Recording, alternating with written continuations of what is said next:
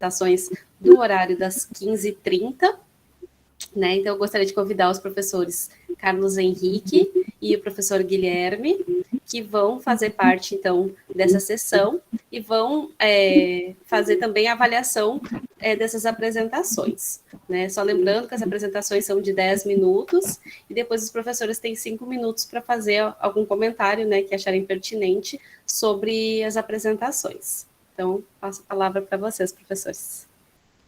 Perfeito, Deise. Obrigado. Bom, como a Deise falou, eu sou o professor Carlos, sou aqui do Campus 2, estou no Campus 2 aqui em Areia, né? E trabalho aí dentro da área das ciências biológicas, tá? E aí vou estar junto com o professor Guilherme, né, aí nessa sessão aqui, das 13h30 às 16h30.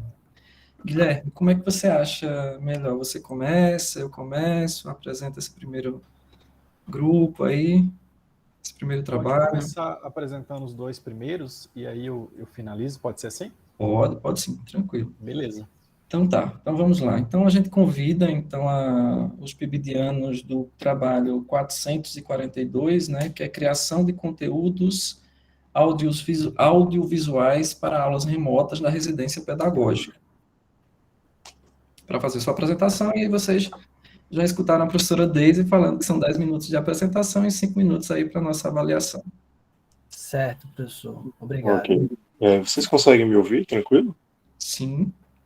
Tudo bem? A gente já podemos começar? Ok.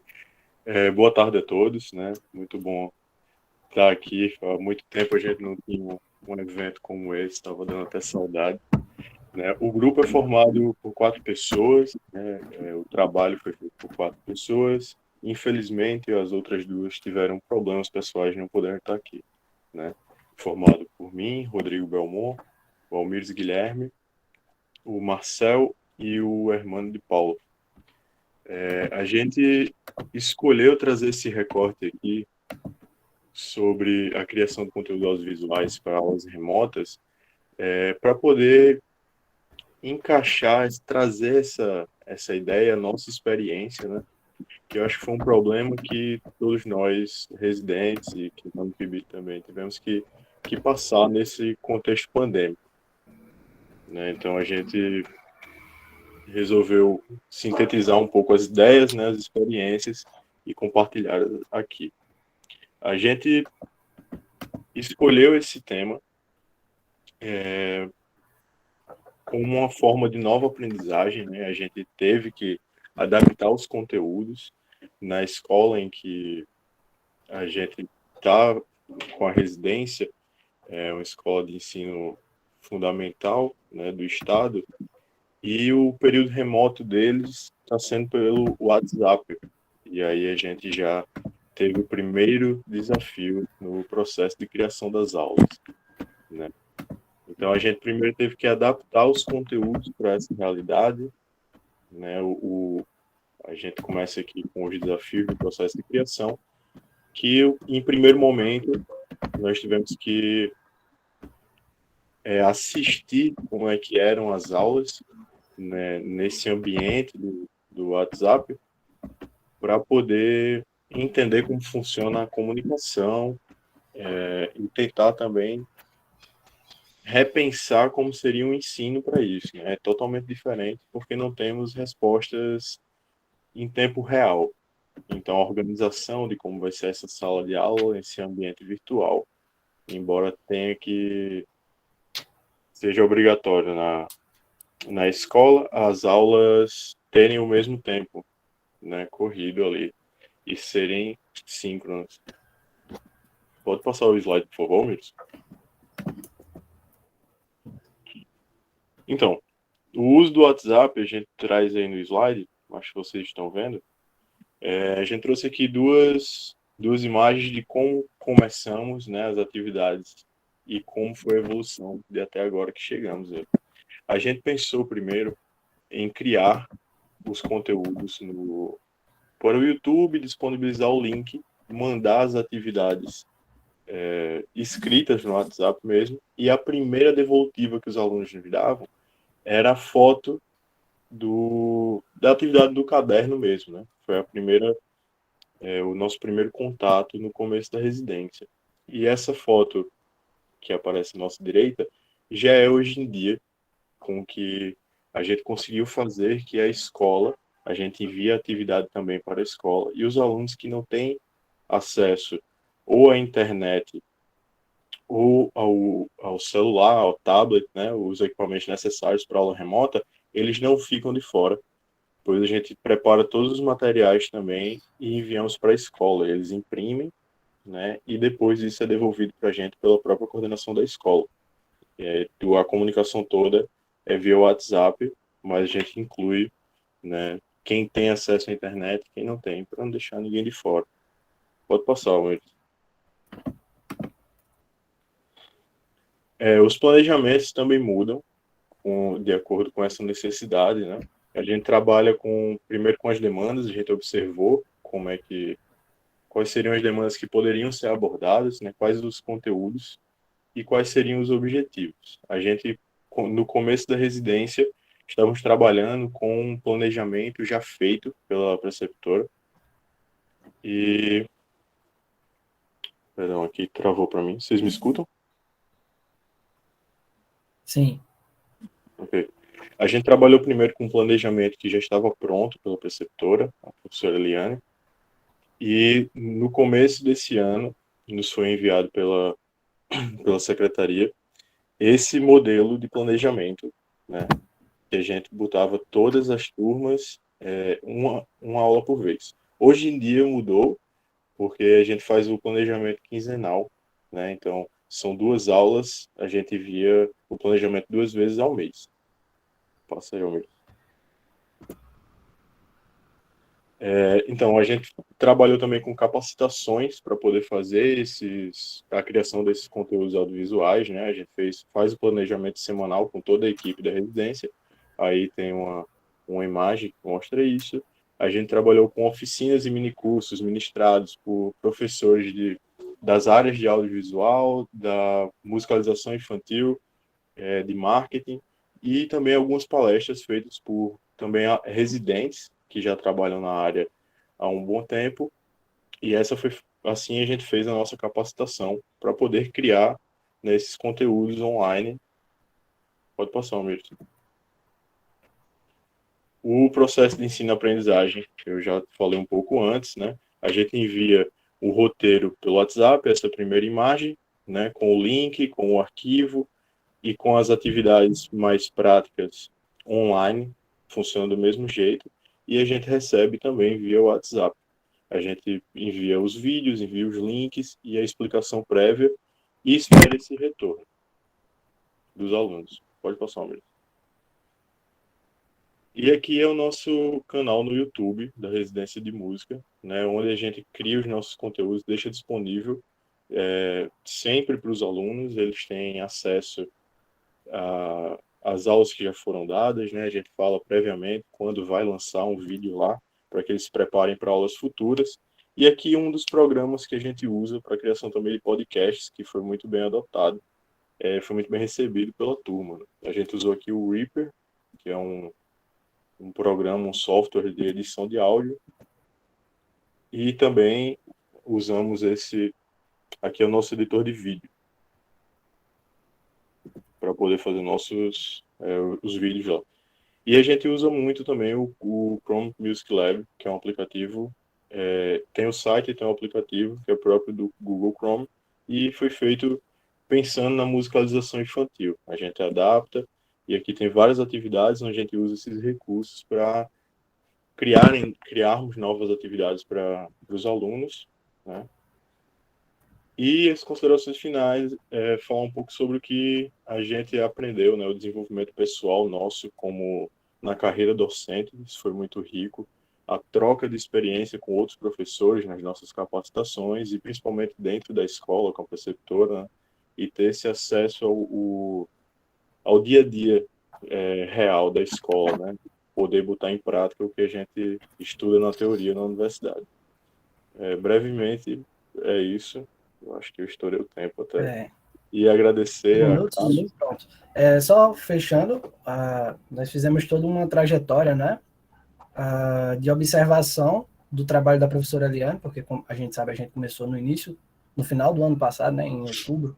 Então, a gente fez umas observações, aí viu como ela trabalhava, pegou o planejamento dela, nos adaptamos, trabalhamos, evoluímos, nos capacitamos, e os resultados são isso, né? Produção de podcast, um canal no YouTube que vem crescendo aí, com vídeos batendo 1.000 visualizações a mais, com resultados positivos, professores como o professor Carlos do Rio Grande do Norte, professora Francine, entre outros, até professores daqui, nos apoiando e nos fortalecendo, né? E aí a gente fomentando cada vez mais a nossa área de educação musical infantil, que é onde a gente está trabalhando, e os resultados são esses, né?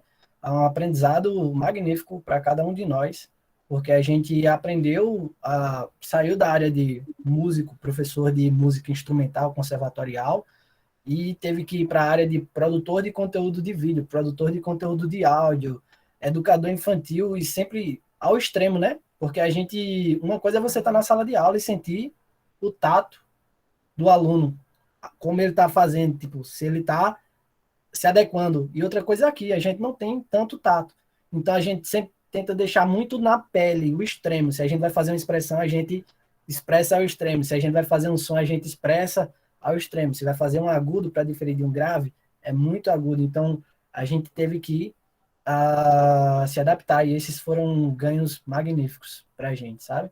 Assim, tivemos resultados muito positivos e ainda estamos tendo, né? E a previsão é que a gente ainda tenha mais capacitação daqui para lá, daqui para o final, né, da residência, e consiga atingir ainda picos mais altos. Gostaria de agradecer, e é isso. Obrigado.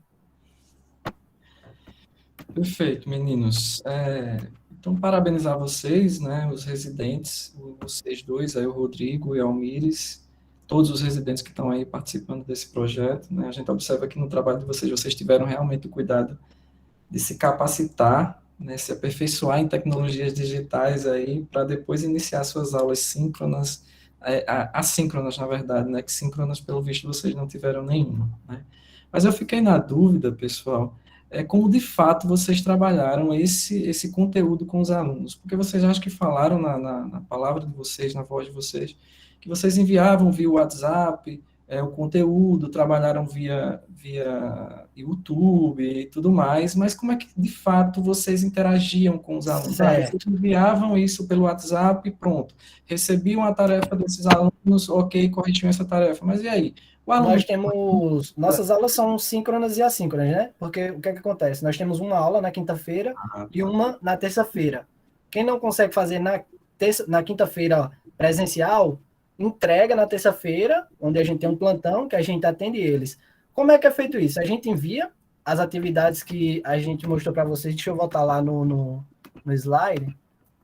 A gente envia as atividades nesse formato, e aqui a gente contém um PDF com as informações, com o link, todos esses links já contém lá dentro. A gente só tira e coloca fora para os meninos terem facilidade, né? Porque são crianças, a gente sabe que eles têm mais dificuldade do que nós.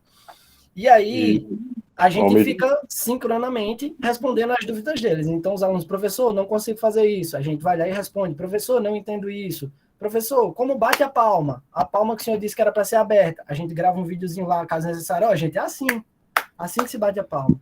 Isso sincronamente, quando não tem videoaula, né? Porque normalmente nós gravamos videoaula, e na videoaula nós estamos exemplificando. Então, bate a palma, faz assim, e ali a gente fica dando, durante o horário de aula, tirando dúvidas, dando feedback, se o aluno terminou antes. A gente sempre sabe que sempre tem aqueles alunos que 10 minutos de aula já acabou tudo, na parte prática. E aí o que é que a gente faz? Olha, massa, pesquisa tal coisa, olha esse link como é legal, olha essa atividade. Então a gente fica dando um acompanhamento para ele não ficar, acabei a aula, que aula chata, é só isso. Não, a gente complementa, dando suporte de novos arquivos, até interagindo entre as artes, né? A gente traz coisas visuais, coloca para eles desenharem a respeito dos instrumentos, a respeito de aspectos culturais. A gente faz todo um aparato ali na hora que a gente está fazendo a aula, além disso que a gente está mandando. Perfeito, Iris. Vocês tinham só, dentre as redes sociais, pelo que eu vi aí, você tem o WhatsApp, o YouTube, tinha mais Nossa alguma? aula é feita pelo WhatsApp, né? A Certo, gente usa o YouTube como mecanismo de apresentar a aula. Tudo isso. acontece no WhatsApp. O E YouTube a é para faixa eles etária, assistirem. a faixa etária é de 6 a 11 anos, mais ou menos, né? Nessa Isso. faixa etária, do primeiro ao sexto ano. Perfeito, perfeito. Ok, da minha parte eu paro por aqui.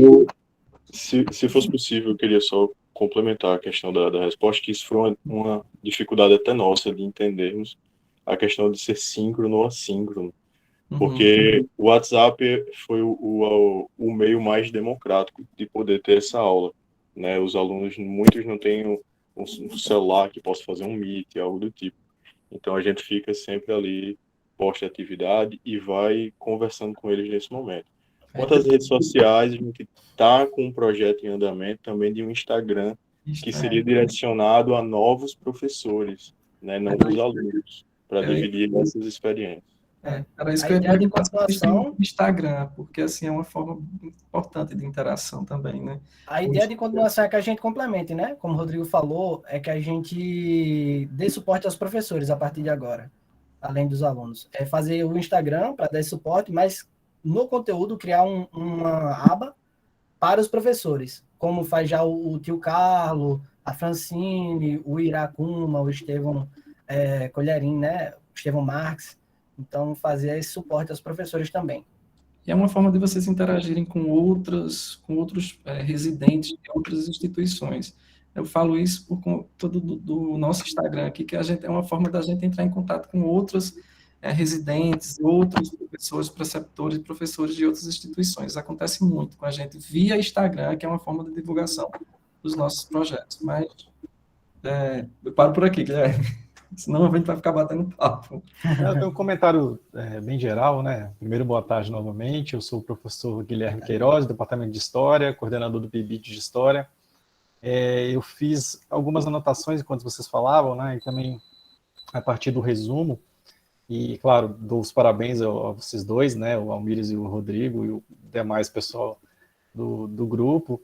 E, assim, e aí eu confirmei, depois que vocês estavam apresentando, essa questão do WhatsApp, né, que foi usado, e eu fiquei impressionado com a questão das fotos, né, toda a dificuldade que eu fiquei imaginando que vocês tiveram nessa dinâmica remota de trabalhar com eles a questão da música.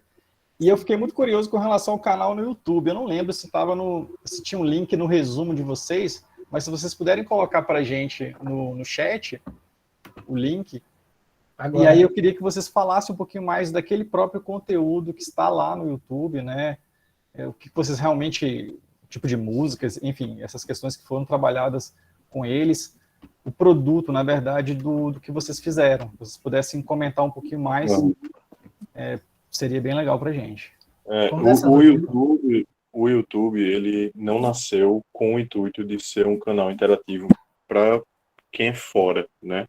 Mas sim para um local, ser uma pasta online onde os nossos alunos, né, da escola onde a gente trabalha têm acesso. Mas isso foi ganhando outras proporções, outras pessoas, outros professores entrando em contato, vendo nosso material, a gente começou a aperfeiçoar mais as técnicas. Então tem aulas variadas, né? A gente tem algumas playlists que a gente está organizando ainda para no final da residência deixar tudo organizado, né? As aulas sobre ritmos estão aqui, as datas comemorativas estão aqui, sempre dando algumas ideias e aulas prontas também para que outros professores e outros alunos, né, curiosos venham olhar. Mas a princípio o YouTube nasceu só como uma forma de deixar os vídeos lá, porque muitos alunos também não têm capacidade no celular, então tem que estar apagando a conversa no WhatsApp, no grupo, então dificultaria para eles poderem fazer isso, já que a gente tem a aula num dia e o nosso plantão pedagógico em outro dia, né, que seria o nosso reforço. Então essa foi a ideia do YouTube, mas depois ganhou outra proporção. A gente está trabalhando nisso para que seja realmente um canal onde outras residências de música aproveitem todo esse material que a gente foi saindo também da questão monótona, né? Porque a gente sabe que fazer a aula por escrito, de música ainda por cima, se torna muito monótono, a aprendizagem fica muito prejudicada. Então, no YouTube, a gente consegue fazer práticas corporais, práticas instrumentais, adaptações de instrumentos em casa. A gente tem trabalhado bastante com isso, ensinar como adaptar instrumento, ensinar como criar um instrumento, o que pode virar um instrumento, uma bacia, uma colher.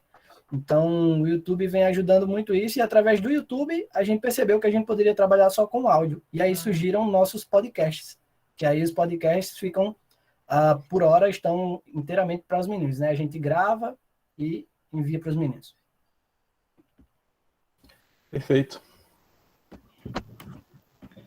Ok. Então, obrigado, meninos. Rodrigo e o Guilherme, né? Também, a Almires Guilherme, pela apresentação de vocês, tá? E aí a gente já vai passar, então, para o próximo Obrigado, trabalho. gente. Tá? Boa tarde. Já ultrapassou uns minutos aí do nosso tempo, mas a gente vai compensando aí, tá, Deise? Tem calma, vamos com calma que a gente chega lá. Então, vamos lá. O pessoal do próximo trabalho está por aí, o trabalho de softwares matemáticos? Sim. Certo, perfeito. Então, vamos lá.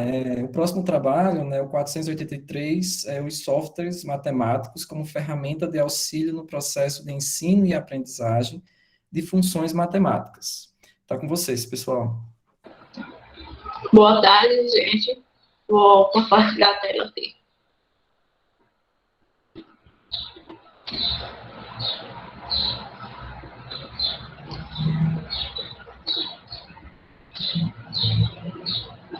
Está apresentando? Sim. Agora... Boa tarde. Sou um participante do PIBID, pelo curso de Licenciatura em Matemática, Campus 4, Rio Tinto. O nosso resumo expandido foi intitulado como os softwares matemáticos como ferramenta de auxílio no processo de ensino e aprendizagem de funções matemáticas. São compostos por 4 bolsistas do PIBID, José Lucas, Laís Cândido, Marilene Silva e eu, Valpira Lourenço. O nosso supervisor é Carlos Alex e as nossas coordenadoras é Agnes Liliane e Claudilene Gomes.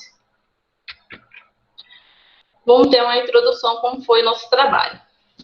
A matemática ainda é vista como um terror dos alunos, seja pela falta de compreensão ou motivação em relação aos conteúdos aplicados de forma tradicional, de uma forma mecânica. Mas também houve um crescente avanço tecnológico, que tais ferramentas utilizadas de forma com uma metodologia pedagógica bem elaborada e bem executada em torno das necessidades dos alunos, podemos reverter esse papel que os alunos pensam que a matemática é um terror, tornando uma aprendizagem mais significativa, didática e lúdica da matemática, e assim facilitar o processo de ensino e da aprendizagem. Buscando entender como os avanços tecnológicos podem contribuir para a sala de aula, o objetivo dessa pesquisa foi identificar como a aplicabilidade do software matemático em uma oficina pedagógica envolvendo o estudo de funções matemáticas pode se configurar em ferramenta que auxilia no processo de ensino e aprendizagem.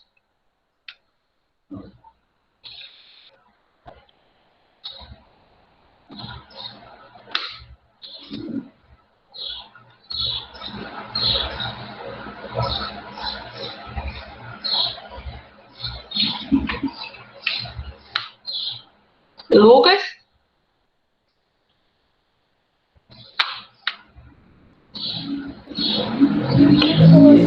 A conexão dele caiu. Não estou conseguindo me ouvir. Bem, a metodologia utilizada na pesquisa, ela foi uma pesquisa exploratória, bibliográfica e teve estudo de caso. A gente ministrou uma oficina pedagógica na ESIG Carneiro, na Escola ESIG Carneiro, né, que é localizada em Mamanguape, aqui na Paraíba. Né, e inicialmente na oficina a gente fez um slide expositivo, que revisando sobre o assunto de funções, que eles já tinham visto, e usamos o quiz como uma forma de consolidação do que a gente já tinha tratado no slide expositivo, e por último a gente apresentou o software GeoGebra, como as funções elas se comportavam e mostrando alguns conceitos através do software.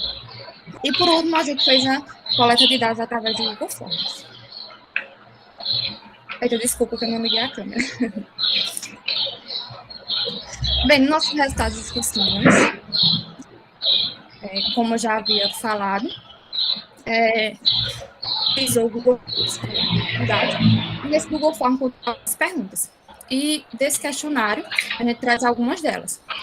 Primeiro, a gente quis saber, do início, se os alunos eles já tinham tido uma experiência direta com algum software em sala de aula, né? E, como a gente pode ver, a maioria deles disseram que sim, eles já tinham tido essa experiência. E na nossa segunda pergunta, a gente quis identificar como tinha sido a satisfação em relação a essas experiências que eles já tinham em sala de aula. A gente fez aí um gráfico em escala de 1 a 10, né? E eles, como a gente pode ver também, o maior nível aí foi 3, eles tinham, sim, gostado da escola, acharam super legal. A terceira pergunta, a gente quis saber se, com o software que a gente tinha levado em sala de aula, que era o GeoGebra, o que eles tinham achado dessa experiência no estudo das funções. Ô, Laís, Cândido. Laís, é só um Oi. minuto. Valquíria, acho que teu áudio tá aberto e eu não estou escutando o som. Tem como fechar, Valquíria? Perfeito, obrigado. Pode continuar, Laís. Pronto, pode passar, Valquíria. Como havia falado, a terceira pergunta, que foi procurando saber o que é que esses alunos eles tinham achado da aplicação do software GeoGebra para o aprendizado das funções, e nós consegue identificar pelo gráfico, né, que a grande maioria achou sim que foi significativa a experiência desse software para o estudo de funções.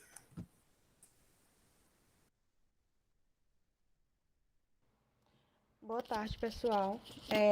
Para as considerações finais, a gente teve aqui que a nossa pesquisa teve como objetivo principal analisar a utilização do software, né, como ferramenta educativa no ensino de funções. Esses resultados obtidos após a finalização nos concedem assegurar que o uso desses softwares representam ser um grande aliado no processo de ensino e também de aprendizagem, de modo que os discentes conseguem sanar e identificar as dificuldades. Trazem também consigo uma gama de benefícios e que contribuem para a utilização das novas tecnologias na educação, possibilitando novas formas de contribuição pedagógica, trazendo também uma educação moderna e tecnológica. Pode passar, Valquíria. Das referências, utilizamos esses dois como embasamento. Pode passar. E queremos agradecer à CAPES, aos nossos coordenadores Agnes Liliane e Claudilene Gomes, e ao nosso coordenador, nosso supervisor Carlos e aos discentes do primeiro ano do ensino médio, que foram os discentes em que aplicamos a oficina. Quero agradecer a todos. Ok, pessoal. Parabéns aí, em especial a Laís, a Marilene e a Valquíria, né? Mas parabéns a todos os PIBidianos que estão envolvidos nesse trabalho, né? Assim como os coordenadores e o supervisor, né? O Carlos Alex, a Agnes e a Claudilene, que são as coordenadoras. Então, parabéns aí pelo trabalho, pelo excelente trabalho, né? Envolvendo aí esse software que ajuda no processo de ensino-aprendizagem das funções matemáticas. Pessoal, eu imprimi o trabalho de vocês, aí dei uma lida rápida, né, no trabalho e vi alguns questionamentos de vocês aí na apresentação, e me surgiu aqui eu vi que vocês fizeram um software, né, baseado no estudo de funções matemáticas, né, o a quadrática, exponencial, logarítmica, e aí vocês fizeram um quiz depois desse aplicação do software, e na sequência vocês fizeram um questionário, né, para fazer a avaliação desse projeto. E colocaram nos resultados das discussões de vocês, foi bem rápido, né, vocês exploraram muita coisa, mas foram bem rápido aí no resultado da discussão de vocês, assim, pouco tempo também, né, a gente tenta resumir isso em pouco tempo, aí termina a gente esquecendo uma coisa ou outra, mas isso é normal, é comum, né, isso acontecer. E aí vocês mostraram, na verdade, os resultados apenas dos do questionário, né? E acho que fizeram, não sei quantas questões no questionário, mas 58 estudantes responderam. E aí colocaram os resultados desse questionário, mas eu fiquei na dúvida, na verdade, fiquei me questionando, né? Porque vocês fizeram um quiz com 17 questões, e vocês não falaram do resultado desse quiz. Aí eu queria que vocês explicassem, mostrassem para a gente, falassem para a gente, como foi o resultado desse quiz, né? Como foi que vocês aplicaram o software, e aí depois fizeram o quiz. A resposta do quiz, né? Após a aplicação do software, como foi?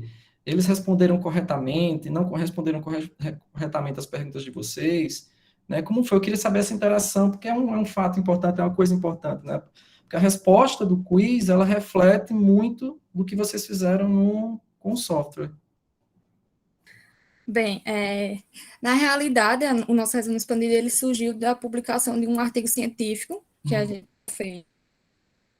Ele está bem resumido, como diz a história, né? E assim, por isso que a gente explorou de uma forma mais geral, tanto o quiz como o software GeoGebra, e no quiz, né, a gente conseguiu ter um grande êxito dos alunos, logo após a aplicabilidade do software, principalmente na questão de identificação dos gráficos, porque a gente apresentou mais o GeoGebra para eles conseguirem identificar como as funções elas se comportam graficamente de uma forma mais, como é que eu posso dizer? Como a gente está no período remoto, né? Porque fica mais difícil ensinar, mostrar gráficos durante a aula. Então, a gente levou essa forma mais dinâmica, apresentando como essas funções elas se comportam graficamente nesse software. Então, assim, eles conseguiram mais identificar, esse gráfico aqui representa tal função, esse gráfico aqui eu sei, representa tal função. E, na verdade, esse quiz que a gente fala é um software, né, em que a gente joga questões, perguntas, em que eles vão respondendo. Mas o mais interessante disso é que ele é de uma forma animada. Isso. Como assim? Ele traz consigo um sistema de pontuações em que, se ele responde mais rápido aquela questão e responde certo, ele ganha uma pontuação extra, eles vão ganhando os bônus. É como se fosse bem um jogo, sabe? Uhum. E traz, basicamente, essa ludicidade, traz também a maior interação com o aluno, do aluno com o conteúdo, e como o Laís vinha falando, a gente procurou trazer ele porque ele traz basicamente isso, essa parte concreta, que é muito mais complicado de você explicar se não estiver no presencial, né? Às vezes no presencial a gente surge aquela dúvida, meu Deus, como é que isso acontece assim? E aí esse quiz trouxe basicamente essa vantagem, né, de trazer o gráfico, mostrar ele em si, no caso do GeoGebra, mostrar ele em si, como ele se desenvolve, como ele é feito, como ele se comporta, de uma forma mais clara e mais objetiva. Perfeito, meninos. Ok, me dou por satisfeito aqui com a resposta das meninas e com o meu questionamento, Guilherme. É só um comentário, né? Primeiro, parabéns para vocês, né? Valquíria, Laís e Marilene. Eu acho que tem mais um que é o Lucas, né? Não estou certo aí que apresentar. Eu acho muito legal quando há esse interesse de vocês aplicarem novas estratégias, né? Esses softwares aí que eu realmente não conhecia, nem de longe é a minha área, a matemática, e eu acho que torna o aprendizado mais dinâmico, né? Como vocês comentaram, mais lúdico. E no próprio curso de História eu sou adepto dessas novas coisas, né? Então acho que é bastante interessante. Eu queria, na verdade, perguntar, eu acho que um pouco do sentido, né, do que já foi falado, né, pelo Carlos, na verdade, o que deu errado quando vocês aplicaram? Assim, quais foram as dificuldades, né? Porque, assim, para você introduzir esse tipo de material, de tecnologia, que é uma linguagem diferente, tá? Os alunos precisam ter algum tipo de noção básica. E, assim, o que deu errado? Quais foram as dificuldades que vocês encontraram, né? Vamos falar um pouquinho dessa parte. Eu queria ouvir um pouquinho de vocês aí. Bem, assim, na aplicação do quiz, a gente não teve muita dificuldade, não. Mas, assim, em relação às pessoas que... o celular tem pouca memória, o celular trava, aí acabava que não conseguia, porque ele é um pouquinho pesado, porque tem ele em forma de software, né, e ele na forma de aplicativo, né. Então, acho que a maior dificuldade mesmo foi essa, do foi eu e foi a gente que apresentou, aliás, pelo nosso próprio notebook, a gente mesmo fazia, eles ficavam visualizando, né, e a gente repassou, porque o GeoGebra também tem ele no site, tem ele em forma de aplicativo. Então, a gente repassava para eles e pedia para eles reproduzir aquilo que a gente estava fazendo, mas a dificuldade, que nem todos têm notebook, né, para entrar, e o GeoGebra ele é mais fácil de se usar, vamos dizer assim, pelo computador, porque você consegue ter uma visão gráfica dele bem melhor e mais simples. Então, acho que a dificuldade mesmo foi essa para os alunos que tinham celular mesmo, mas fora isso, todos os alunos participaram, os que conseguiram acessar, participaram, a gente deixou até um certo tempo aberto para eles de novo, porque eles queriam jogar novamente, e pediram novamente outra oficina com outros assuntos também. Inclusive, por mais que a gente tenha tido esse problema com alguns alunos que não conseguiam acessar por problemas de seu próprio aparelho ou por questões de internet, foi algo bem interessante, porque mesmo sendo algo novo, eles conseguiram pegar assim rapidinho. Também acharam extremamente interessante, porque era uma coisa que eles não conheciam e a gente adaptou ali para aquela realidade, trouxe a matemática de uma forma mais simples, mais clara e mais dinâmica, e foi o que basicamente chamou a atenção deles, porque muito do que eles reclamam é que eles conseguem ver muita coisa, mas é no concreto. E essa parte do ensino remoto nos trouxe, né? Na verdade, nos obrigou a mudar a estratégia de todos, eu acho que de todos os professores, para conseguir chamar a atenção do aluno, né?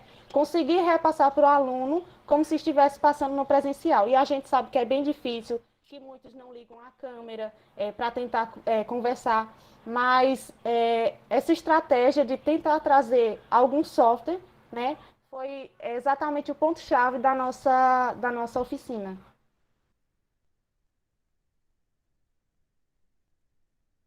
Eu acho que o tempo já esgotou. Eu vou dar prosseguimento então, Carlos, com o próximo grupo, né, seguindo aqui o nosso roteiro, número 472, Senta que lá vem história, construindo o processo de alfabetização em meio à pandemia. O pessoal está por aí, se puder me confirmar. Sim, estamos. Excelente. Então, fiquem à vontade aí para iniciar.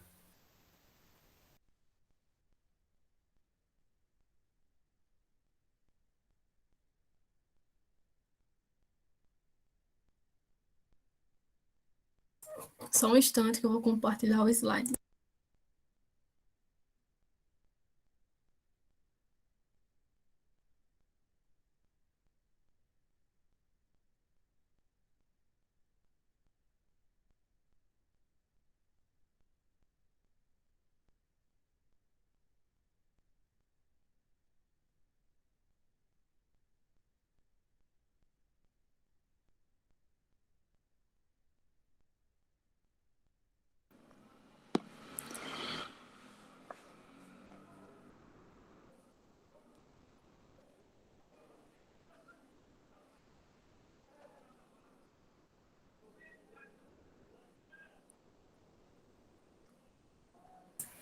O slide está aparecendo para vocês.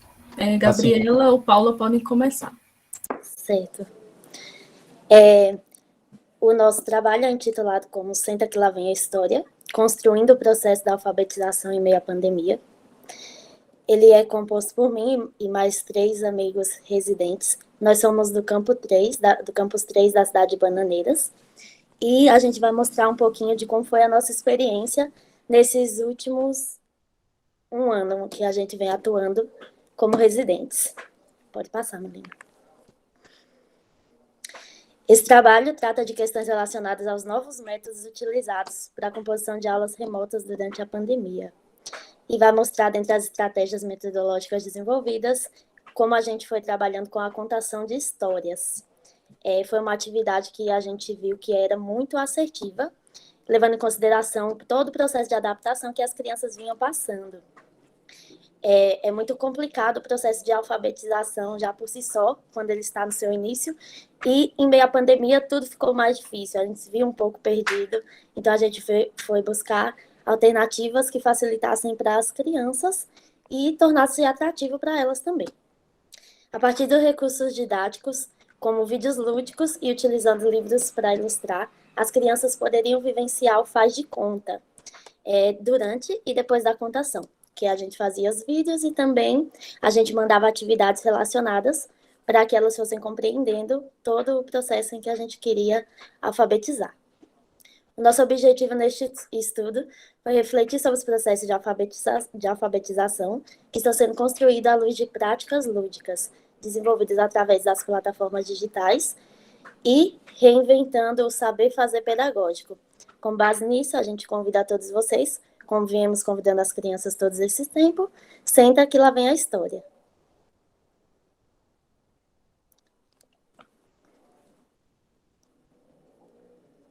Só um minutinho, peraí.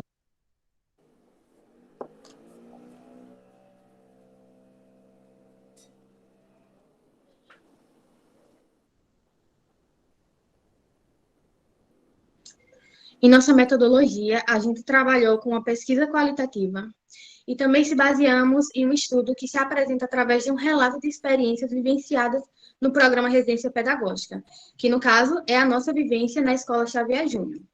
A experiência tem se realizado remotamente na Escola Municipal do Ensino Fundamental Xavier Júnior, localizada em Bananeiras, aqui na Paraíba, nas turmas de 1º, 2º e 3º ano, com a colaboração de um grupo formado por docente e orientadora, preceptora e professoras colaboradoras, onde essas deram total apoio a gente e estavam a todo minuto se preocupando e ajudando de todas as formas.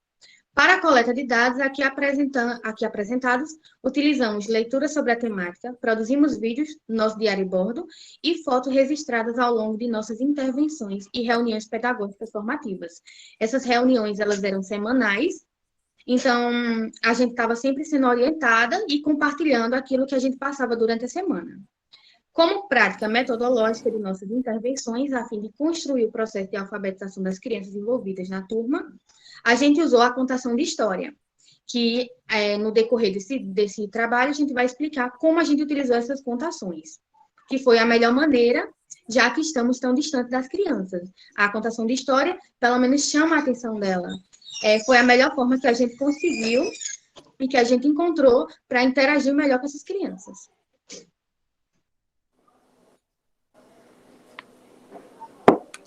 Só um instante aqui para ligar o microfone. Então, como resultado das discussões, diante do isolamento social que nos foi imposto, os gestores, os professores tiveram que se reinventar para entregar uma educação de qualidade dentro das atuais circunstâncias. Dessa forma, a Escola Xavier Júnior precisou desenvolver práticas educativas que prendessem a atenção do alunado, E percebemos que a contação de histórias seria o mais assertivo a se fazer, levando em consideração essa adaptação das crianças no início de seu processo de alfabetização junto ao ensino remoto, em que o centro do nosso estudo foi no desenvolvimento de competências e habilidades para os conhecimentos de língua portuguesa, com enfoque no processo de leitura e escrita, Porque é esse o foco do programa Residência Pedagógica no núcleo de pedagogia. E, assim, eu gostaria de ressaltar que o tempo todo a gente estava entrando em contato com as professoras, tendo discussões para saber, de fato, o que seria melhor para a gente atuar com as crianças, O que seria melhor para a gente estar trabalhando com elas, de modo que não, digamos assim, atrapalhasse o planejamento próprio da professora, porque a gente queria agregar no que ela já vinha trabalhando, E como a gente ficou com turmas de 1º, 2º e 3º ano, deu muito bem, coube, trabalhar por meio da contação de história, Tanto para aqueles alunos menores que acabaram de sair da educação infantil, como até mesmo para os de 3º ano, que, infelizmente, o processo de alfabetização não vem sendo tão bom assim, Então, devido à pandemia também, ao ensino remoto e toda essa adaptação. Aí, aqui eu trago para vocês alguns dos livros infantis, das histórias que a gente trabalhou com as crianças, que a gente gravou vídeos, como a história do leão que não sabia escrever, a menina que não gostava de ler, Meninos de Todas as Cores, A Poção Mágica, que é uma história sobre bondade, O Monstro das Cores, Ninguém é Igual a Ninguém, A Pomba e a Formiga. Trabalhamos tantas outras contações de história também. E a gente gravava vídeos, né? Nesses vídeos, sempre trazendo os elementos pré-textuais, sempre provocando essa antecipação das crianças, sempre inferindo para que elas pudessem pensar sobre a história, para depois a gente trazer a contação em si, que geralmente a gente pegava o livro em PDF, para as crianças terem aquele contato com as imagens do livro, né? Para ficar algo mais lúdico e dinâmico. E, por fim, a gente sempre trazia uma atividade referente à história, atividade de interpretação textual, mas de modo que não fosse só um copia e cola da história, por exemplo, de uma forma que elas pudessem realmente pensar acerca dos ensinamentos que cada contação, que cada história que a gente elencou tinha para trazer para essas crianças, né? E aqui a gente traz uma citação de Rodrigues, né, 2005, em que ele fala que a contação de histórias é a atividade própria de incentivo à imaginação e o trânsito entre o fictício e o real. Ao preparar uma história para ser contada, tomamos a experiência do narrador e de cada personagem como nossa, e ampliamos nossa experiência vivencial, por meio da narrativa do autor. Os fatos, as cenas e os contextos são do plano do imaginário, mas os sentimentos e as emoções transcendem a ficção e se materializam na vida real. Então, todas as histórias que a gente elencou foi realmente para provocar a formação dessas crianças, né, tanto para a língua portuguesa, com o processo de alfabetização, para que elas praticassem mesmo a leitura, a escrita, a interpretação, quanto para a vida pessoal de cada criança. Em vários momentos, avaliamos e nos questionamos se estávamos conseguindo colaborar com as turmas, e muitas vezes percebemos que sim, em especial quando alunos e pais nos questionavam sobre como utilizar alguns elementos que compõem as plataformas digitais, que eram utilizadas para interação e construção do conhecimento.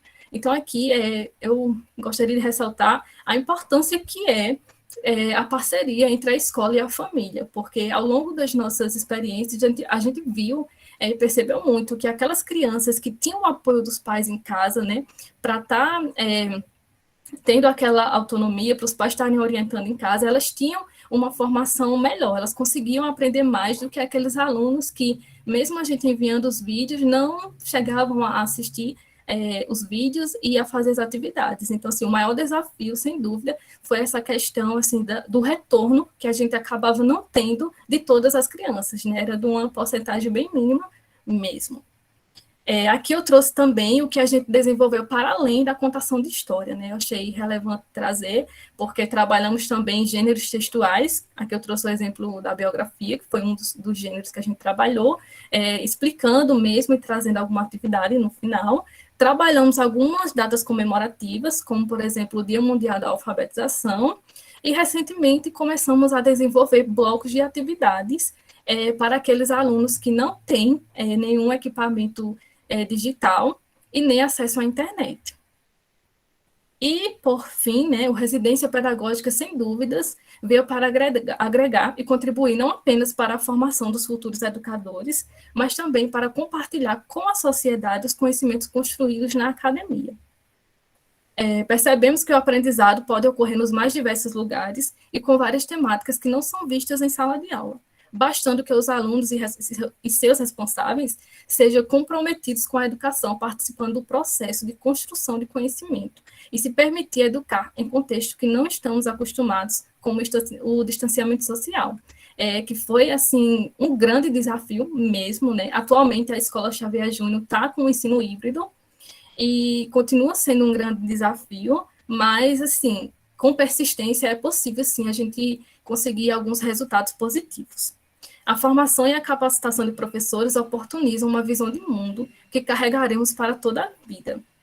São experiências as mais diversas possíveis, com trocas de conhecimento que não se podem mensurar com palavras, uma vez que a formação no exercício do programa vai para além dos muros da universidade enquanto estudantes ativos. Então, o que eu costumo dizer é que a experiência que a gente tem dentro do programa Residência Pedagógica é muito maior do que em estágios supervisionados, e que, assim, a gente consegue compreender o todo de uma escola, sabe? Dentro do programa, as professoras, as gestoras, a gente tem uma relação mais próxima, uma relação mais estreita, em que é dito todos os problemas, tudo o que acontece, né, as dificuldades, e a partir disso, a gente pode estar avaliando e buscando alternativas, soluções para melhorar, para burlar, né, essas dificuldades, o que a gente sabe que não acontece nos estágios, que é algo mais escondido, digamos assim.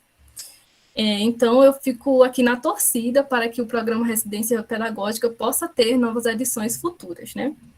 E aqui são algumas de nossas referências que utilizamos no resumo expandido, e agradecemos ao UFPB, ao Programa Residência Pedagógica, a CAPES e a Escola Xavier Júnior, que nos apoiou com tanto carinho, né? E nos acolheu lá. É isso, obrigada, pessoal. Obrigado, Milena. Também agradeço a Gabriela e a Paula, demais componentes do grupo.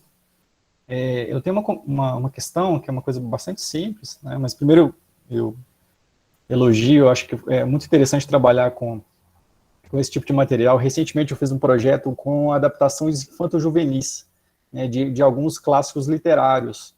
E, claro, né, tem um formato todo dedicado àquela faixa etária dos alunos, né? Então, para mim foi uma grande surpresa, né, como a gente trabalha a questão de leitura, imaginação, criatividade desses alunos. Esse material é realmente fantástico. A minha questão é mais de cunho teórico, né, porque vocês citaram ali o Piaget. Não sei se vocês trabalham com outros teóricos, né, lembrei aqui do Vygotsky ou algo do tipo, né, se vocês puderem comentar um pouquinho esse arcabouço teórico que vocês usaram para trabalhar, porque é claro, né, tem a questão prática, mas tem também o que você teoricamente estudou para levar uma certa bagagem, né, e aí depois eu passo para os demais, se puderem comentar.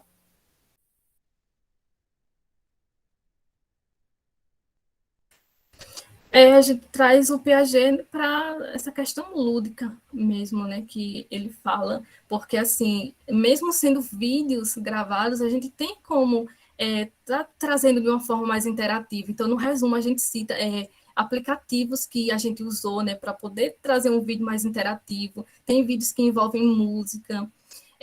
Essa questão do lúdico a partir dos vídeos mesmo, né, já que a gente não pode estar de forma presencial, trazendo elementos assim mais interativos que as crianças gostam muito. Então, é nesse sentido que a gente traz Piaget. Não sei se eu respondi a sua pergunta, mas é isso. Se as meninas quiserem complementar.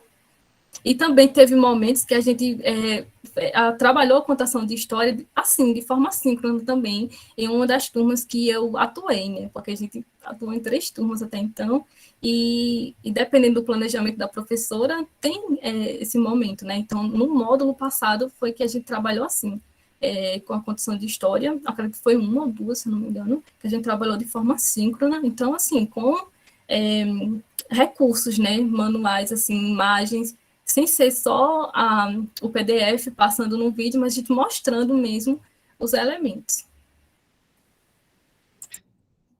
Ok, acho que joga a bola para mim, né? Vamos lá. Então, parabéns, meninas, as residentes e os demais, os coordenadores e os supervisores, preceptores do trabalho, né? Que é super interessante, né? Esse trabalho de contar a história para os alunos é uma forma de ensino-aprendizagem. É bem interessante isso, né? Em contar história, isso vem, acho que desde a nossa infância. Como é bom a gente escutar uma pessoa contando uma boa história, né? Os nossos pais contando sobre as vidas deles, os nossos avós contando sobre as vidas deles, e isso reflete, como vocês bem disseram, né, nos alunos que participavam frequentemente com vocês no contar a história para eles, né? Então, acho que é interessante isso, essa forma de a gente repassar o conhecimento. Mas aí, como vocês falaram muito bem, parabéns pelo trabalho e tudo mais, mas aí eu fiquei na curiosidade do outro lado, eu fiquei imaginando, caramba, eu ficava tão feliz em escutar a história dos meus pais, dos meus avós, na escola, e aí eu fiquei como é que os alunos, eu queria que vocês me dissessem, contassem, na verdade, agora uma história para a gente de como os alunos, eles se sentiam quando vocês contavam a história para eles, né? Como era a interação deles com vocês. Bom, eu posso falar da história que a gente contou assim, de forma síncrona, né? Porque à medida que a gente ia contando, a gente via, né? Eles abriam as câmeras, a gente via que eles estavam prestando atenção mesmo, e a gente ia provocando, né? Fazendo os questionamentos. Eu acredito que essa história foi ainda em alusão ao abuso sexual, se eu não me engano, foi a história da Florzinha Lili. Então, assim, a gente trouxe esse tema de uma forma cuidadosa, né? E as crianças iam questionando ali o que ia acontecendo ao longo da história, e a gente ia enfatizando os pontos-chave que a gente queria passar para essas crianças, né? Com relação às demais histórias que a gente gravou vídeo, infelizmente, não tem como saber como a criança estava se sentindo ao assistir as histórias, né? Assistir o vídeo, porque a gente não teve esse contato, assim, para conversar como a gente está fazendo agora, né? Então, a gente só recebia as atividades escritas que a gente passava, né? Para as turmas menores, a gente passava desenho, passava alguns, tipo, o ponto central da história, questões assim, e para elas irem trabalhando essa parte da escrita. Ai, meu Deus, o tempo acabando. Só um instante, só para me finalizar. Aí, infelizmente, não pode saber como foi essa recepção que as crianças tiveram, né? Mas aquelas que nos davam retorno, a gente via que estava tudo coerente com o que a gente estava pedindo na atividade. E é isso, assim, o programa de residência pedagógica é maravilhoso e eu fico assim, como acaba em março do ano que vem, né, eu fico esperando para ver se eu vou ter uma oportunidade de atuar ainda de forma presencial. Mas com relação ao ensino remoto, é isso que eu tenho para compartilhar hoje com vocês. Mas acho que você teve história, você teve pelo menos uma assíncrona e, querendo ou não, você teve algumas assíncronas as respostas dele, né? Se eles responderam para vocês, mesmo que de forma assíncrona, é uma reação que eles se interessaram pelaquela história, né? Mas beleza, já recebemos... É uma pena, assim, que foram poucas as crianças que nos davam os retornos, né? Isso foi um problema, assim, desde o início do ensino remoto e que continua persistindo. Mas aquelas crianças que nos davam os retornos era de forma positiva, sim. Elas recebiam a história assim da forma como a gente queria passar para elas mesmo. Obrigada. Perfeito, obrigado. E Guilherme, por favor. Perfeito. Então vamos seguir para o último trabalho de hoje, número 504, apropriação da escrita alfabética diagnosticada na experiência do PIBID, uma análise necessária. O pessoal, se estiver por aí, por favor. Então, sim. Vou compartilhar, tá? Boa tarde. Boa tarde. Fiquem à vontade.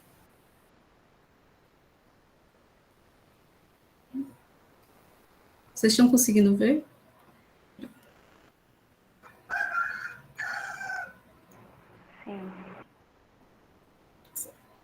Sim, excelente.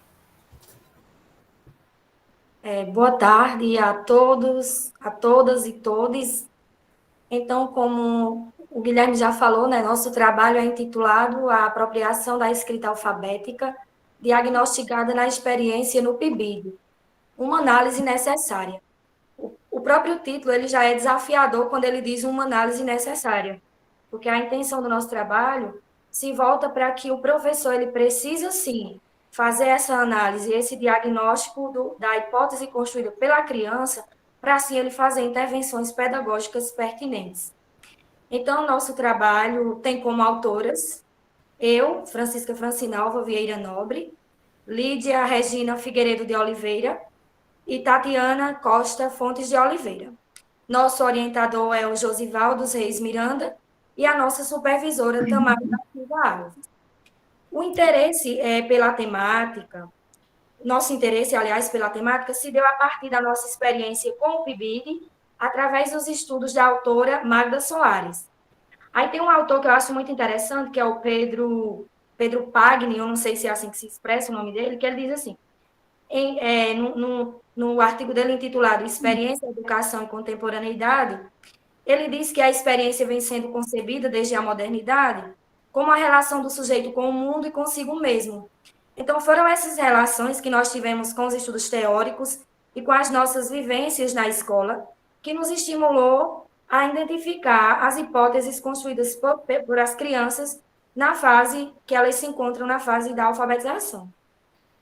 Então, como nós sabemos, no meio científico, as novas descobertas científicas acabam quebrando com certos paradigmas, e aí nós nos apoiamos na teoria da psicogênese, que ela quebra com o paradigma da ideia do sistema alfabético como sendo um código linguístico, quando ela diz que a criança, como eu já disse, ela vai construindo essas hipóteses para ir conquistando a aquisição do CEA, né, que é o Sistema da Escrita Alfabética.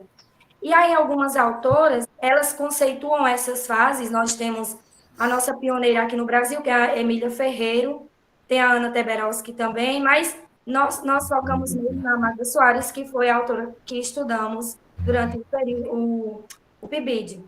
Então, nós focamos nas 3 fases, que é a pré-silábico, o silábico pré-silábico, a silábica, que é quantitativa ou qualitativa, com ou sem valor sonoro, na silábica alfabética e na alfabética.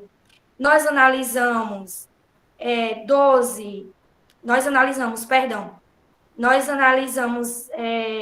um percentual de 12 alunos, devido à rede municipal ter aderido ao ensino híbrido, e nós identificamos nesse processo que uma criança ela se encontra na fase pré-silábica, outra criança ela se encontra na silábica sem valor sonoro, que é a quantitativa, 5 na fase silábica alfabética e 5 na alfabética, que é quando a criança concretiza todas as fases.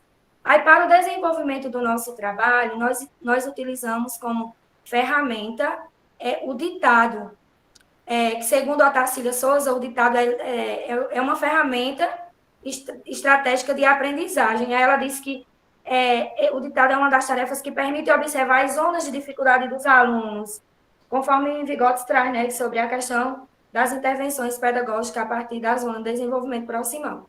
Então, nós somos pibidianas da Escola Municipal Dr. José Novaes do município de João Pessoa, e essa foi a introdução e a metodologia apresentada por mim. Tatiana dará continuidade e subsequente Lídia. Olá, eu sou Tatiana, e como a nossa colega Fran já falou, a gente está seguindo a teoria da psicogênese, da escrita, e nessa teoria, ela acredita que a criança tem que passar por 4 períodos para concluir o ciclo de alfabetização. E os períodos são pré-silábico, silábico, quantitativo e qualitativo, que na teoria de acordo com Magda Soares, seria sem valor e com valor sonoro, respectivamente, silábico alfabético e alfabético. Então, diante disso, como já foi dito, é pertinente que o profissional educador e alfabetizador se aproprie desses conceitos do processo da aquisição do sistema de escrita, do CEA, e também formule possibilidades de ensino, buscando assegurar os princípios alfabéticos e considerando o desenvolvimento cognitivo e linguístico das crianças e estando de acordo com as legislações vigentes. Então, a gente só vai conseguir fazer alguma proposta quando a gente consegue fazer esse diagnóstico, porque a gente tem que partir do estágio que a criança está, e como na nossa vivência pibidiana, a sala está mista, os níveis de estágio. Então, a gente tem que pensar nas atividades voltadas nessa diferença de estágio e que contemple todas as turmas. E, diante disso, a gente trouxe 2 legislações muito importantes para esse processo, que é o Plano Nacional de Educação e o PNE. Já o Plano Nacional de Educação, em seu artigo 1, expressa que a alfabetização deve estar de acordo com evidências científicas e que a gente tem que se apropriar dessas evidências e também devemos estar atentos às determinações do Plano Nacional de Educação. Diante disso, o processo de alfabetização e letramento, de acordo com o que a gente conseguiu acumular de conhecimentos científicos e legislações, deve estar deve estar de acordo com alguma evidência científica. Então, assim, a gente compreende que, de acordo com Magda Soares, esse processo de alfabetização e letramento deve ocorrer através da trindade, que é a consciência lexical, a consciência silábica e a consciência fonêmica. Então, formando assim a consciência fonológica. E na imagem a gente consegue ver como vai ocorrer esse ciclo de alfabetização e letramento, e considerando todas essas fases, buscando a alfabetização e o letramento da criança.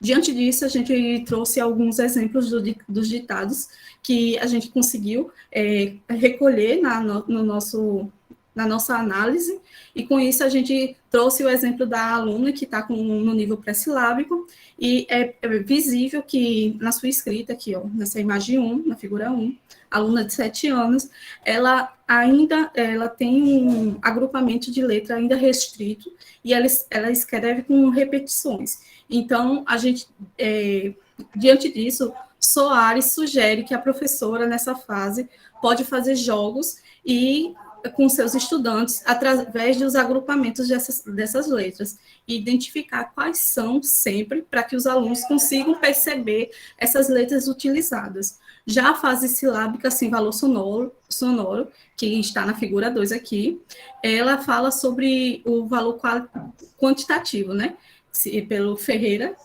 e ela mostra que a criança ainda ela consegue simbolizar algumas palavras, alguns segmentos sonoros pronunciados nas palavras. No entanto, ela não utiliza totalmente os segmentos sonoros e orais das sílabas que estão presentes na palavra, apesar que ela já tem algumas palavras estáveis do seu vocabulário, como jacaré e sapo. Ela ainda tem um pouco de dificuldade de escrever quando palavras não são do seu cotidiano, como gaveta. Então, normalmente não tem muita atividade escrevendo essa palavra na escola. Então, ela teve uma pouca de dificuldade, tanto que ela não conseguiu segmentar nenhuma sílaba, e na frase ela também não conseguiu segmentar nenhuma sílaba, ela conseguiu só segmentar uma palavra, que foi o O, que era o menino joga bola, e ela não conseguiu segmentar. Então, diante disso, Soares sugere que o docente deve chamar a atenção para a atenção dos alunos com cantigas e rimas, para que os alunos reflitam sobre a sonorização e pensem sempre, consigam pensar no som da escrita das palavras e tem que representar com letras, né? Já a fase silábica alfabética é uma fase muito importante, porque é a penúltima fase, de acordo com esses estágios. Então, ela está em um momento de alternância, né? Então, a gente vê na figura 3 da criança com 7 anos e 8 meses, que ela consegue, sim, segmentar as palavras, as sílabas, no caso, desculpe, segmenta as sílabas que estão pronunciadas. Algumas ela consegue segmentar perfeitamente as sílabas, outras ela acaba tendo uma escrita mais silábica, e com isso, o professor, nessa etapa, deve pronunciar as palavras, incentivando a criança a questionar se ela conseguiu contemplar todas as letras da palavra, se ela conseguiu contemplar todos os sons, se ela não trocou nenhuma palavra. E nessa intervenção pedagógica, devemos visar que o aluno consiga identificar a ausência ou troca de alguma letra.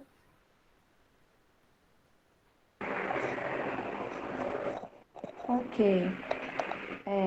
Agora vamos falar um pouquinho sobre a fase alfabética, que é a última fase, né? Aqui na figura 4, a gente pode observar que a criança ela já construiu um aprendizado maior, né? Do fonema e letra. Ok.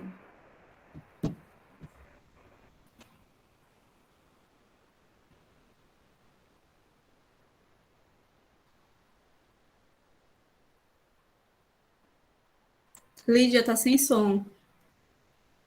Não, porque a professora colocou que foi encerrado o tempo, aí eu parei. Pode concluir, Lídia. Conclui. Ok, professora. Vou ver no chat. Tá bom.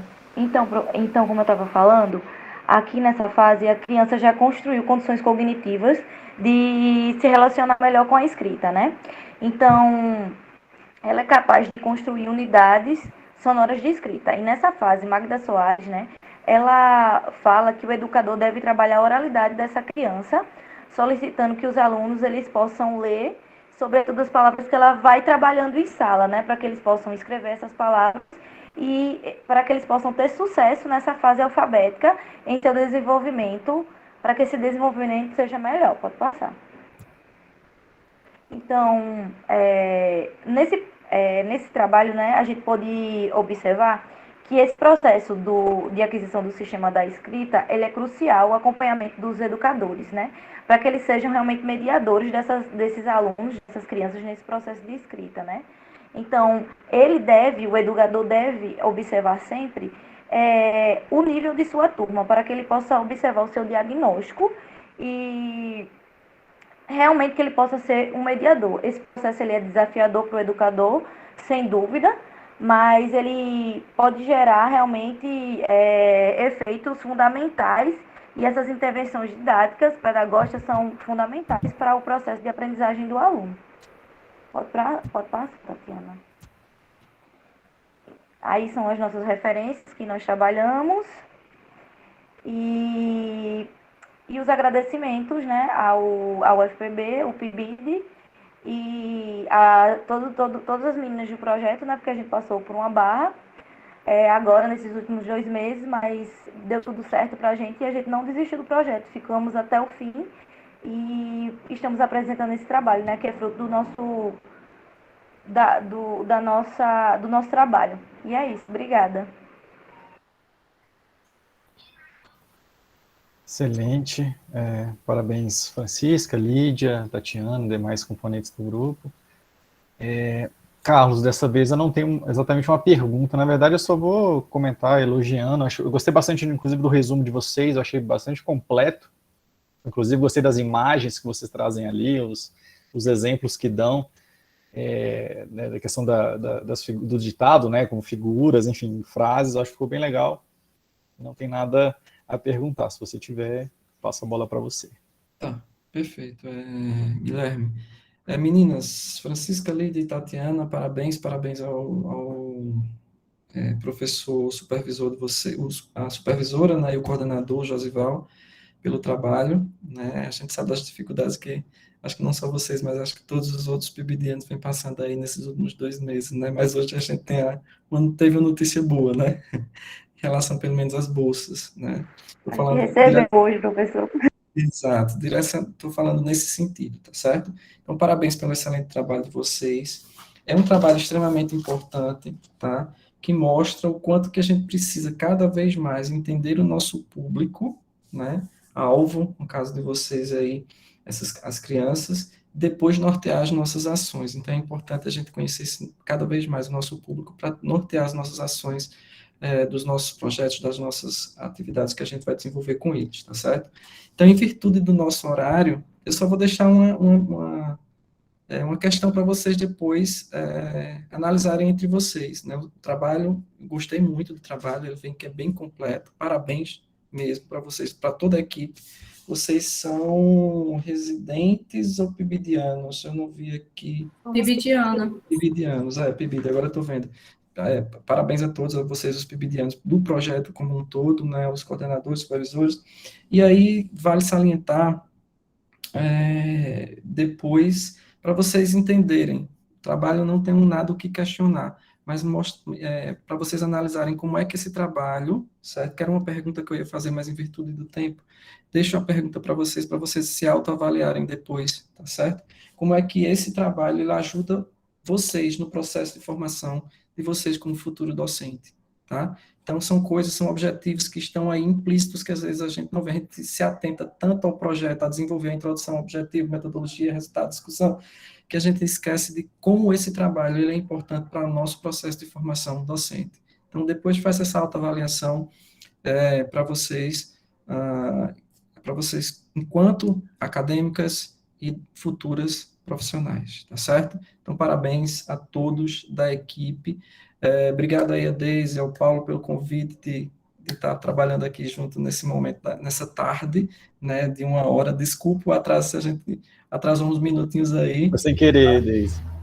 Foi sem querer, Deise, mas é com o papo. É que o papo foi pouco, sem problemas. O papo é legal, a conversa é legal, e aí a gente fica aqui conversando. Guilherme, obrigado aí pela parceria. Obrigado, Carlos. Parabéns para todo mundo, gente. Até mais. Deise ou Guilherme.